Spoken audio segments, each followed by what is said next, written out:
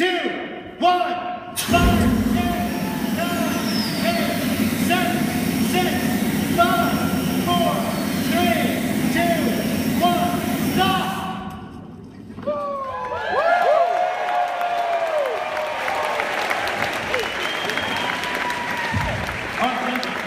Come around here, sir. Come around here and get on the other side. You're probably wondering why you're wearing those ridiculous gloves. It's because the outside of this vessel is, more than 100 degrees below zero, and if I mess with it much, I'm going to get frostbite. So, do me a favor. Why don't you just slowly spin this thing over a couple of times so I can check the seals? Yeah, I don't think you fully depressed the handle there, Duncan. I don't know. I'm getting my thoughts there. I think you may have pulled up short. Okay, stop. Ow, ow, ow. All right. Ow. So, I've got to remove this seam. It's a prototype, so it's duct tape, okay? And if I try to hold the bottle, it's gonna burn me. So do me a favor, using your super human gloves, take this and kind of roll it out that way so that I can remove this seam. And don't let this thing pop out of the track, because if it does, it's gonna go bounce once. No, you're not ready for that. It's so cute that you think you are. She's not, unless that's got Kevlar in it. All right, keep going. Just start. It's going to be easy at first, but then as the tape gets brittle, it's a little harder. Just keep that thing out. There you go, Donna. You're doing a great job. You probably use a lot of this kind of tape down at the plant. Yeah. A lot of duct tape. Hold things down. Ah! All right, keep going. Crap, that's cold. There we go. All right. Bring it back around.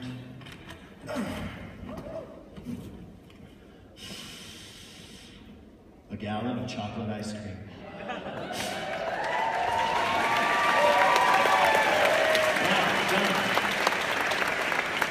Every pitch for investors ends with, now if you've done your job, we're going to have some beautiful ice cream.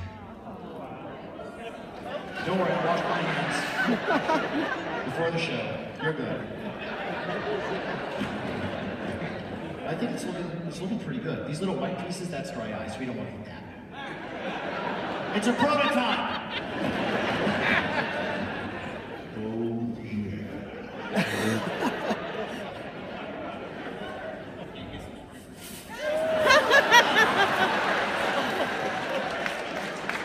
All right, then, come on here. That's your big moment. Right there. Duncan? Yeah. Lick it. Just lick it out. That's what? Lick it. Just lick it out. Duncan, is it chocolatey? That's good. Lick it.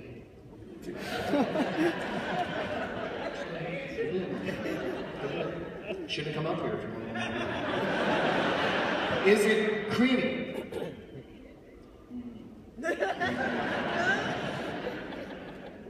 You know why it's so creamy? Why is it so creamy, Doctor? Frozen so creamy. I froze it so damn quick. But there's one thing we're missing. Lick it one more time. I'm gonna give you one more good lick. Very nice. Duncan, do you notice a slight tingling sensation on your tongue?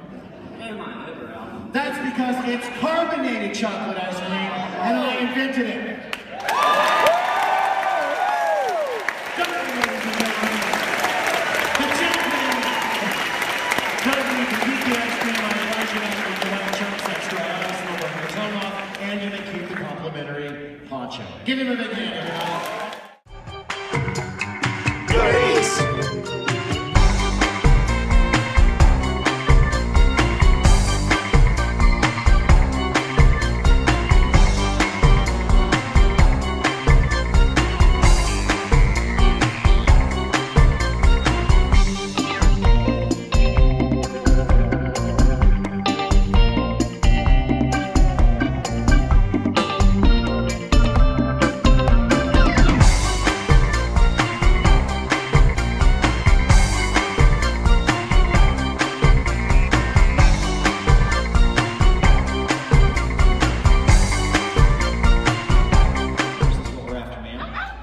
Centrifugal force will make it bigger every time you throw.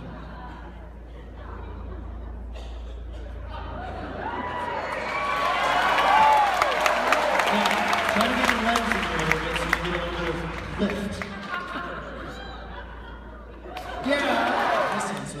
your pizza onto the pan.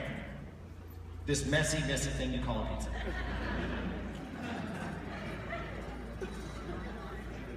A little more. Stop. Start cranking. Back to the right. Our timer is now going 3.5 minutes. I'm hoping that it'll be done. If Mandy does everything right, it will be. If she doesn't, well, that's just the way that goes. Typically about this time of night, the surface of my skin is usually running about 96, and indeed, it's almost there, 95.9. You can see things that are warm. My beard, for some reason, are brighter colors. Cooler colors are blue and green. Trevor's going to give you a look at what's going on. How you doing over there, Mandy? I'm great. You got about 50 seconds left. Hopefully everything's going to be okay. Your pizza is grotesquely... Oh no, that's mine. It's going to be one of those nights. Yeah, okay. Just keep cranking. Now you can see the belt with the lights, bright yellow, that's the hottest. The pans are hovering around 750 degrees, bright red. The pizza, still blue. The blue means it's cool, usually below the boiling point of water. That's because the water in the dough and the other ingredients hasn't cooked out enough yet for the rest of the crust to brown. As it does, it starts turning yellow. You can literally see that starting to happen right now. When the dough is about 80% green yellow, we know that the pizza is actually done. And I don't think that we're going to make it there tonight. Probably your fault, Mandy. Don't know why. We've actually, time is up, but the pizzas are nowhere close to done. I'm going to give this one a feel. Yeah, we need to keep that moving. We must just not gotten the pans quite hot enough. Both pizzas have blown up with huge things that look like goiters. Yeah, that's going to have to be lanced by a professional. I don't know, sometimes that just happens. Maybe I'll let the dough sit out a little bit too long. I'm going to come down and check it on this end. Bring them all the way down on this end again, man. Keep them moving. Now we're going to end up closer to the 4-minute mark, I think. Oh my gosh, look at that. My pizza has breasts. My pizza has 4 breasts. That's impressive. All right, go that way. So you're letting out of the light. What are you doing?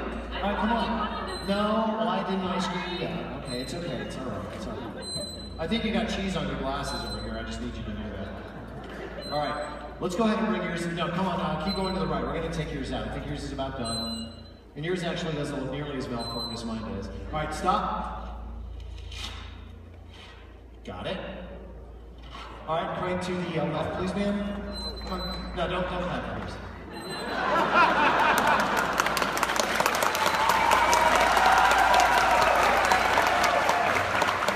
That's it. No more volunteers of the pizza out there. Okay, and here comes Jay Mansfield. Okay, stop. Hopefully those will deflate a little bit.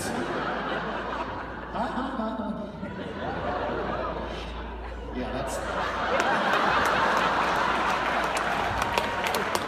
In season 5 of Good Eats, I wrote a show called Bulb of the Night, which was a show that was completely shot from the perspective of a vampire who was trying to get over his fear of garlic.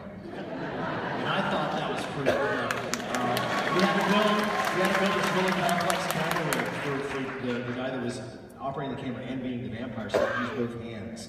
And it was pretty cool. And that was before the vampire fad. So, I mean, like, one day I make a show about a vampire, and then there's Twilight. Not my fault, but somebody could, send me a check or something. And I'd say that I think any episode of Good Eats was better than any Twilight movie. Essentially, what you want to know is, why do I have 6 fingers? This is an homage to Inigo Montoya.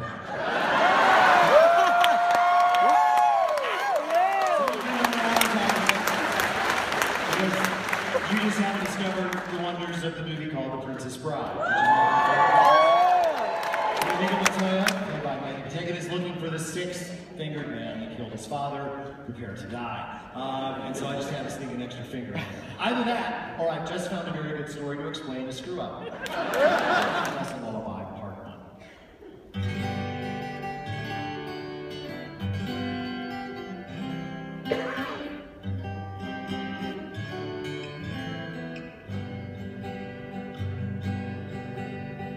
Baking is what we do.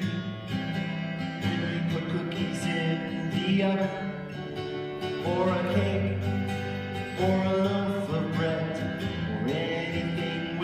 leavening. Oh, roasting is what we do to meat, and though it's much like baking, it can be achieved outside an oven, as long as the heat is dry and radiant in nature. Oh, cooking is quite simple if you can understand all the rules you could count on your hands. Good. Now saute means jump, and it happens in a skillet. You get it hot, add some fat, and with equally sized foodstuffs fill it. If you use a wok, well, then of course you're actually stir frying. And if you use more fat, that's pan frying, which is technically not the same. Oh, cooking is quite simple if you can understand all the rules you could count on. That's still reasonable. Gotta poach your food means to cook it in a liquid that is barely simmering. But you know that's kind of hard to spot, since a simmer can be anywhere between 185 and 200 degrees Fahrenheit at sea level. Oh, the only wet cooking method you can spot without using a digital thermometer is boiling, because it makes big bubbles and ruins everything but pasta and a meal. Oh, cooking is quite simple if you can understand all the rules you could count on. 6. Nice. Now braising, ooh, it's kind of tricky, cause at first it looks like you're simmering, but you use a lid and a lot less liquid to break down connective collagen. Well, if the pieces are real small, that's stewing, and in most cases, typically, you dredge them first in all-purpose flour to bake up the crinkly. Oh, cooking is quite simple if you can understand all the rules you could count on. Now when it comes to cold desserts, well, I know ice cream is your preference, and although gelato isn't quite the same, only Italians can tell the difference. Sorbet is sometimes served as a fruity mid-meal teaser, and sherbet's the orange crusty stuff working in your grandma's freezer. Oh, cooking is quite simple if you can understand all the rules you could count on. Sing this last one with me. Cooking is quite simple